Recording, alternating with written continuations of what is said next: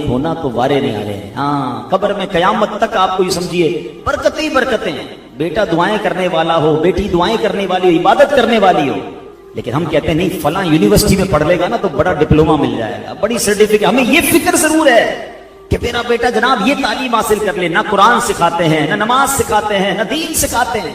اور خدا کی قسم جس کی اولاد نیک ہے, میں سمجھتا ہوں دنیا کی سب سے بڑی دولت جو ہے نا, ہم سمجھتے پیسہ ہے, ہم سمجھتے دنیا میں جناب میرا نام ہو گیا. آپ کے پاس اربوں روپے ہیں, اور اگر اولاد نافرمان ہے نا تو آپ کو اندازہ ہی نہیں کہ دکھ کیا ہے. پوچھو ان ماں باپ سے جن کی اولاد نافرمان ہے, جو ماں باپ کی عزت نہیں کرتی, جو ماں باپ ان کو دیکھ کر رو رہے ہوتے ہیں. پیسے بہت ہیں مگر بیٹا ان کے سامنے جو ہے ان کے اونچی آواز میں بات کرتا ہے, ماں باپ کا ادب نہیں کرتا. راتیں کدھر گزر رہی ہیں ماں باپ کو پتا نہیں. ان کو یہ خوف رہتا ہے میرا یہ مال میرے مرنے کے بعد اولاد کس جگہ خرچ کرے گی.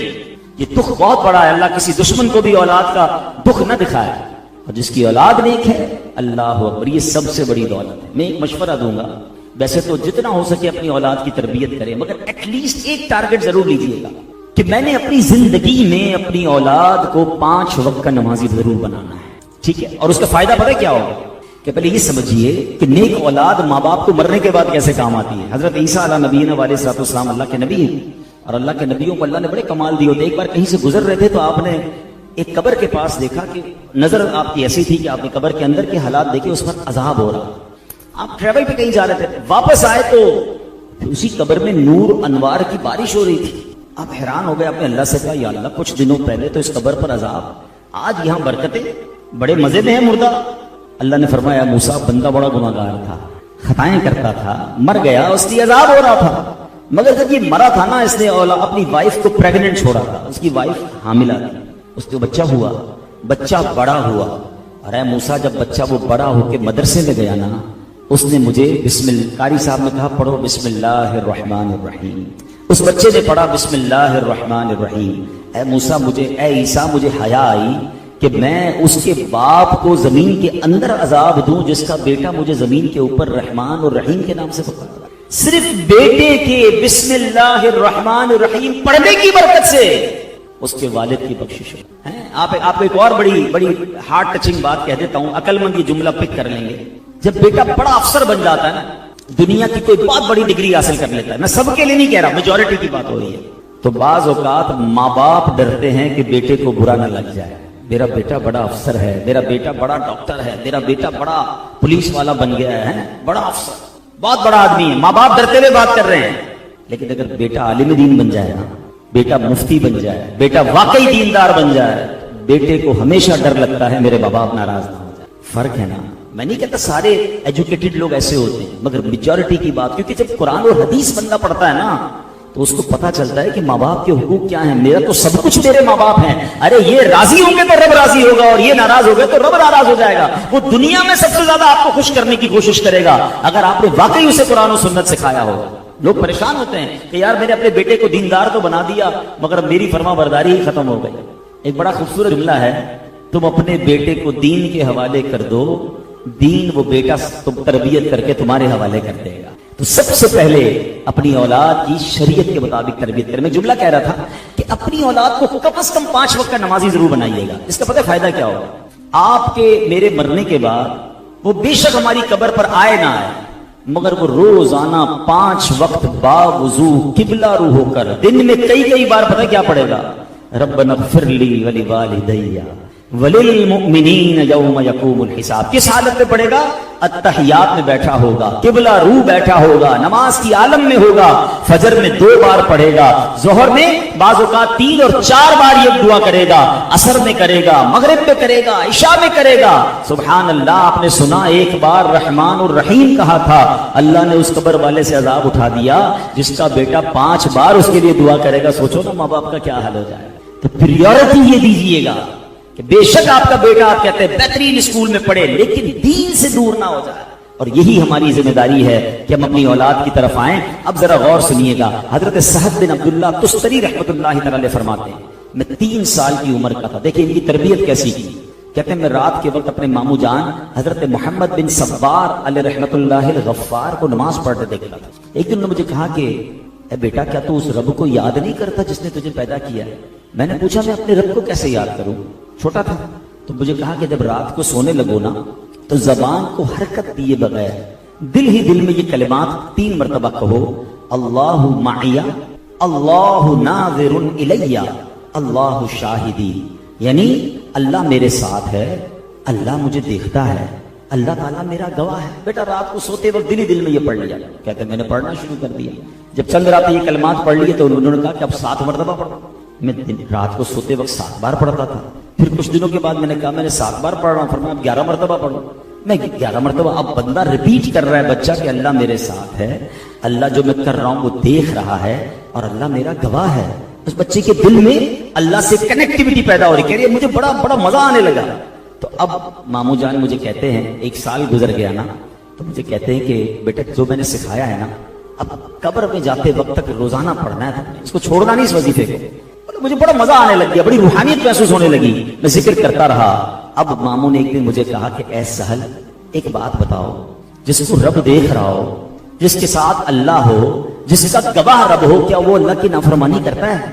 بس وہ کہتے ہیں وہ جملہ میں نے سننا تھا کہ واقعی جب میرا ایمان یہ ہے کہ اللہ مجھے دیکھ رہا ہے، اللہ میرے ساتھ ہے، میری تمام باتوں کا گواہ ہے، اب میں رب کی نافرمانی کیسے کروں؟ اللہ اکبر۔ حضرت سہد نے اب وہ عبادتیں کرنا شروع کی کہ اب اللہ کے بہت بڑے ولی بن گئے۔ Look at the way of training, کہ بچے کو یہ احساس دلانا ہے اللہ دیکھ رہا ہے، اللہ سے محبت سکھانی ہے۔ مجھے حضرت عبداللہ بن حرب رحمۃ اللہ تعالی علیہ کا نام تھا، ان کا واقعہ یاد آیا کہ وہ اپنے بچوں کو کیا سکھایا انہوں نے؟ توکل۔ ہمارے یہاں یہ بڑا پرابلم ہے، ہم چھوٹے سے بچے کو سکھاتے ہیں بیٹا دیکھو پیسے ہوں گے تو کام ہوگا دنیا کا، چھوٹی عمر سے اس کو اسباب کے پیچھے لگاتے، تعلیم نہیں ہوگی تو ترقی نہیں کرے گا، دنیا میں سورسز نہیں ہوں گے تو تیرا کام نہیں بنے گا، اچھا بڑے لوگوں میں اٹھا بیٹھا کر۔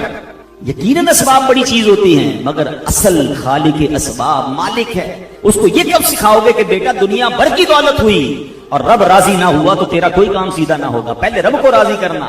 دنیا کے سارے بڑے لوگوں سے تیرا رابطہ ہے، اگر رب تجھ سے ناراض ہے تو تیری زندگی میں کوئی ترقی نہیں ہونی، اللہ کو راضی کرنا پہلے ضروری ہے۔ حضرت عبداللہ بن حرب رحمۃ اللہ تعالی علیہ، ان کا بیٹا تھا چھوٹا تھا، دیکھیے بچوں کی تربیت کے نرالے انداز۔ اپنے بچے کو کہتے ہیں بیٹا جب بھی کھانا کھانا ہونا تو اللہ سے مانگو، اور یہ ایک جگہ ہے محراب گھر میں بنی ہوئی تھی، یہاں بیٹھو گے دعا کرو گے یا اللہ مجھے کھانا دے دے تو میں کھانا مل جائے۔ اس بچے کو دوپہر کو بھوک لگتی، وہ محراب کے پاس جاتا، ان کی جو زوجہ تھی نا انہوں نے پلان یہ کیا تھا کہ جب بیٹا دعا کرے تم نے محراب میں کھانا رکھا، تاکہ بچے کو یہ پتا ہو کہ اصل دینے والی ذات، رزق دینے والا رب ہے۔ بچہ کسی اور سے نہ مانگتا، دوپہر کو جا کر دعا کرتا تو کھانا مل جاتا، رات جا کر دعا کرتا کھانا مل جاتا، ان کی زوجہ جا کر وہ کھانا وہاں رکھ دیا گیا۔ ایک دن کچھ عرصہ ہو گیا تو ان کی زوجہ گھبرائی ہوئی آپ کے پاس آئی اور کہتی حضور بڑا معاملہ ہو گیا۔ کہ کیا ہوا؟ کہ آج میں کھانا دینے کے لیے دیر ہو گئی مجھے، اور میں جب دوڑتی ہوئی گئی کہ بیٹے نے دعا کی ہوگی تو دیکھا وہ کھانا کھا رہا ہے۔ میں نے کہا بیٹا یہ کھانا کہاں سے آیا؟ کہا اللہ کی طرف سے آیا، روزی تو اللہ کی طرف سے آتا ہے، تو کھانا اس کو کس نے دیا؟ میں نے تو دیا ہی نہیں۔ تو وہ بزرگ فرماتے ہیں بس مجھے اسی دن کا انتظار تھا، اب تمہیں کھانا دینے کی ضرورت نہیں، اب اس کو غیب کے خزانوں سے خود عطا کر دیا جائے۔ یعنی اس کا کنیکشن وہ بن گیا اللہ سے، اس کا بھروسہ وہ بن گیا کہ اب اس کی غیب سے مدد ہونا شروع۔ مگر آج ہم ڈیلیبریٹلی یا انڈیلیبریٹلی، یا تو جانتے ہوئے یا بغیر جانتے ہوئے اپنے بچوں کو سخاوت سے دور کر رہے ہیں، اپنے بچوں کو توکل سے دور کر رہے ہیں، اپنے بچوں کو بزدل بنا رہے ہیں۔ اللہ پر بھروسہ کب سکھاؤ گے؟ علماء کہتے ہیں بہترین تحفہ ہے باپ کی طرف سے اگر باپ اپنی اولاد کو سخی بنائے۔ سخاوت کیسے آتی ہے کہ آپ اللہ کی راہ میں اگر خرچ بھی کریں تو اپنی اولاد کے ہاتھ سے کریں، انہیں سکھائیں کہ کیسے خرچ کرنا ہے، بیٹا یہ کسی غریب کو دے دو، یہ مسجد میں دے دو، تاکہ اسے پتا چلے کہ یہ خرچ کرنا بھی ضروری ہے، اور اس کو سمجھائیں کہ آج ہم یہ خرچ کر رہے ہیں، اس کی برکت سے اللہ ہمیں دنیا میں عطا فرماتا ہے، اس کی برکت سے ہمارے ہمیں جنت کی نعمتیں عطا فرمائے گا۔ اپنی زکات دیتے وقت ایک اور بڑا پرابلم ہے، اب تو یہ میں چھوٹے بچوں کی بھی بات کر رہا تھا، جب بچے بڑے ہو جائیں تو ہونا یہ چاہیے کہ ہمارے جو والد ہیں، بزرگ ہیں، دادا نانا، وہ اپنے بچوں کو بٹھا کر بتائیں کہ ہم ہر سال کتنی زکات دیتے ہیں اور یہ زکات کہاں کہاں دیتے ہیں۔ اب ہمارا پرابلم یہ ہے کہ ہم جب شخصیات سے، بزنس مین سے ملنے جاتے ہیں، کسی نوجوان کاروباری آدمی سے کہیں کہ بھائی اپنی زکات آپ کہاں دیتے ہیں، تو مجھے کیا پتا، ابو دیتے ہیں، سارا حساب تو ابو کے ہاتھ میں ہے۔ یہ غلط کر رہے ہیں آپ اپنی اولاد کے ہاتھ سے یہ کام کروائیں، کیونکہ میرے مرنے کے بعد میری اولاد کو کیا پتا کہ زکات کیسے نکالنی ہے اور یہ نیکی کہاں کہاں کرنی ہے۔ بعض اوقات ہم کچھ اپنے خاندان کے رشتہ داروں کی مدد کر رہے ہوتے ہیں، ہم اپنے جناب کچھ ایسے سنی ادارے ہوتے ہیں جن کی مدد کر رہے ہوتے ہیں، مگر اپنی اولاد کو نہیں بتاتے، اور ہمیں ایسا پتا چلتا ہے کہ جب والد کا انتقال ہوا تو اولاد کو تو پتہ ہی نہیں ہے کہ ابو کہاں کہاں وہ نیکی کے کام کرتے تھے، یہاں تک کہ والد کے دوست اور رشتہ دار بیچارے پریشان ہو جاتے ہیں کہ جناب اس کا انتقال ہو گیا، وہ ہماری مدد کرنے والا کوئی نہیں۔ لیکن لیکن اگر آپ یہی کام اپنے بچوں کے سامنے یا انہی کے ذریعے یہ کرواتے رہتے تو آپ دنیا سے چلے جائیں گے, آپ کی نیکی باقی رہے گی. تو عقل مند وہ ہوتا ہے جو اپنے بچوں کو اپنی زندگی میں ہی نیکی کے کاموں میں آگے بڑھائے اور ان کی تربیت کرے. مگر حال یہ ہے میرے پیارے اسلامی بھائیوں کہ آج اولاد کی دانستہ یا غیر دانستہ غلط کاموں کی تربیت ہو رہی ہے. باپ بیٹے کے سامنے جھوٹ بول رہا ہے تو کیسے امید کرتا ہے کہ یہ بیٹا سچ بولے گا؟ بیٹا چھوٹا ہے, گھر میں فون آیا, والد کہتا ہے بیٹا فون اٹھا کے کہہ دو ابو سو رہے ہیں. اب بچہ تو دیکھ رہا ہے نا ابو جاگ رہے ہیں. اب آپ اس بچے کی تربیت کر رہے ہیں کہ جب موڈ ہو جھوٹ بول دیا کرو. وہ آج آپ کے سامنے کہہ دے گا ابو سو رہے ہیں, مگر کل یہی بڑا ہو کر آپ کے سامنے بھی جھوٹ بول رہا ہو, آپ کو بھی گھما رہا ہوگا. آپ کہیں گے بیٹا کدھر ہو, اتنی دیر سے کیوں آئے ہو؟ وہ کہے گا ٹریفک جام تھی. اس نے کہا ابو آپ نے سکھایا تھا جھوٹ بولنا, اب آپ ہی کو گھماتا رہوں. نہیں, بچپن سے ہی بچے کو یہ پتا چلے کہ جھوٹ یہ جہنم میں لے جانے والا کام, یہ اللہ کو ناراض کرنے والا کام ہے. مزیدار تربیت یہ ہے کہ بیٹے سے غلطی ہو وہ اتنا ہمت والا ہو کہ آپ کے سامنے آ کر بتائے کہ مجھ سے غلطی ہوئی ہے. اس کو پتا ہو کہ میں اپنے والد کے سامنے جھوٹ نہیں بول سکتا. اور آپ کا بھی یہ انداز ہونا چاہیے کہ اگر بچے نے اپنی غلطی مان کر سچ کہہ دیا تو اسے سزا نہ دیں, کم از کم اس کو اس سچ پر اپریشیٹ کریں کہ ماشاءاللہ چلو کوئی بات نہیں, تم نے سچ تو بتایا, تاکہ سچ کا حوصلہ پیدا ہو. سانچ کو آنچ نہیں ہے, مگر وہ بے وقوف لوگ اپنے سامنے اپنے بچوں کی, یہ مائیں بھی جو ہیں, آپ سمجھتے ہیں کہ آپ اپنے بچوں کے سامنے اپنی ساس کی برائی کریں تو یہ بچوں کی تربیت ہو رہی ہے. آپ بچوں کے سامنے اپنے شوہر کی برائی کریں, کیا یہ بچوں کی تربیت ہو رہی ہے؟ بچوں کو پتا چل رہا ہے کہ ماں باپ کا آپس میں رشتہ کیسا خراب چل رہا ہے. ماں میری نانی کے بارے میں, میری دادی کے بارے میں کیا بات کرتی, ہم نہیں سمجھ رہے, یہ کوڑا کاغذ ہے. They are getting something from you. وہ روز گھر میں یا تو نیگیٹیوٹی کو ایبزارب کر رہے ہیں, یا جناب وہ روز گھر میں پازیٹیوٹی حاصل کر رہے ہیں, وہ دین سیکھ رہے ہیں. اللہ کرے یہ بات سمجھ آ جائے. لیکن یہ جو لالچ ہے نا, یہ کتنی بری بلا ہے اور کس طرح دنیا میں انسان برباد ہوتا ہے. میں آپ کو ایک واقعہ سناتا ہوں, پھر انشاءاللہ اپنے بیان کو کنکلوڈ کرتا ہوں کہ یہ جو مال کی محبت آج کل سکھائی جا رہی ہے, لالچ جو دلوں میں اتاری جا رہی ہے, خدا را کبھی اپنے بچے کو مال کا لالچی مت بنائیے گا. اس کو دین سیکھنے والا اور جس کہتے ہیں سخی دل ہو. مال کی محبت کی بجائے اللہ اور اس کے رسول سے محبت آپ دے دیں, مال کہیں نہیں جاتا, جو نصیب میں ہے وہ مل کر رہے گا. لیکن اگر اولاد اگر صرف مال کے پیچھے بھاگتی رہی تو پھر وہ حلال اور حرام کی تمیز بھی اٹھا دے گی. حضرت عیسیٰ علیہ نبی علیہ السلام کا واقعہ, ویری امیزنگ اسٹوری, ذرا غور سے سنیے. ان کی خدمت ایک آدمی نے عرض کی کہ حضور آپ اللہ کے نبی ہیں, اتنی عظیم ہستی ہیں, میں آپ کے ساتھ کچھ وقت گزارنا چاہتا ہوں, آپ کی خدمت میں رہوں گا, آپ کی غلامی اختیار کروں گا, آپ مجھے موقع دے دیں. آپ نے اس کو اجازت دے دی کہ چلو ٹھیک ہے ساتھ رہو. سفر پہ کہیں جا رہے تھے. حضرت عیسیٰ بڑے سادہ رہتے تھے, ان کے ساتھ کوئی بہت ساز و سامان نہیں ہوتا تھا, بڑی غربت والی, بڑی فقر و فاقہ والی, اللہ والی زندگی ان کی, کمال کی زندگی تھی. تو وہ کہیں جا رہے تھے تو نہر کے کنارے پہنچے. آپ نے کہا کہ چلو کھانا کھا لیتے. حضرت عیسیٰ علیہ السلام نے کھانا ہاتھ وغیرہ دھوئے اور کھانا جب لگایا گیا تو آپ کے پاس 3 روٹیاں تھیں. ایک روٹی آپ نے کھائی, ایک روٹی اس مسافر نے کھائی. آپ جب نہر سے پانی پینے گئے تو اس ساتھی نے اس روٹی چھپا لی. اب اس نے دیکھا ہیں 3 روٹیاں, ابھی کھا لیا, آگے آگے کیا کھاؤں گا. دماغ میں اسی سے پہلے دن ہی گھبراہٹ شروع ہو گئی. توکل نہ ہو تو انسان یہی سوچتا تھا کل کیا ہوگا, پرسوں کیا ہوگا.